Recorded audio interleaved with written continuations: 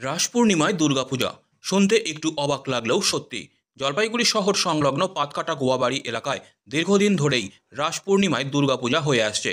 স্থানীয়দের কাছে এই পূজা সুদন দেউনিয়ার দুর্গাপূজা বলে খ্যাত। আজ শুক্রবার এই পুজোকে কেন্দ্র করে সকাল থেকে স্থানীয়দের মধ্যে উৎসাহ উদ্দীপনা ছিল চোখে পড়ার মতো। স্থানীয় বাসিন্দারা জানান এটা সুদন দেউনিয়ার পারিবারিক পুজো ছিল, কিন্তু কালক্রমে পুজোর দায়িত্ব এখন এলাকার বাসিন্দারাই নিয়ে থাকে।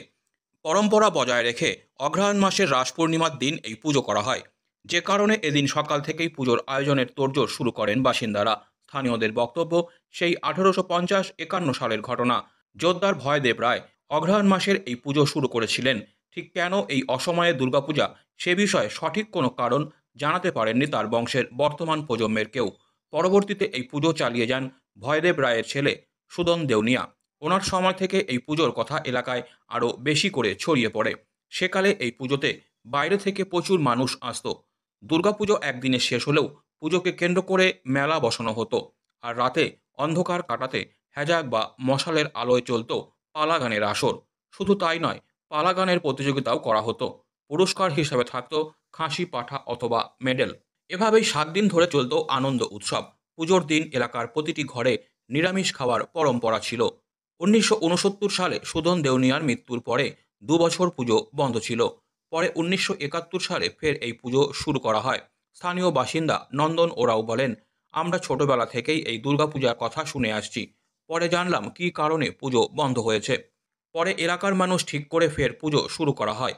তবে নিয়ম নিষ্ঠা সুদন দেউনিয়ার পারিবারিক নিয়ম মেনেই করে আসা হচ্ছে। কেবল তাই নয়, আগে যে জায়গায় পুজো হতো ঠিক সেই জায়গাতেই পুজো করা হচ্ছে।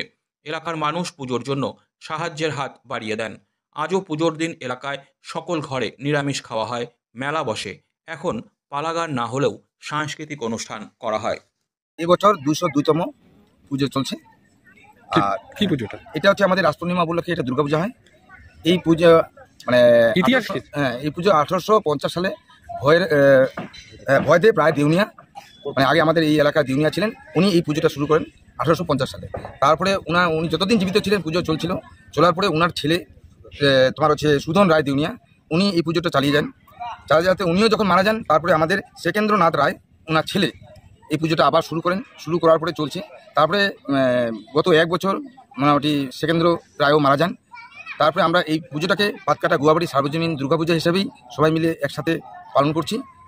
আজকে এই বছর 202তম পুজো দুর্গাপূজা হচ্ছে।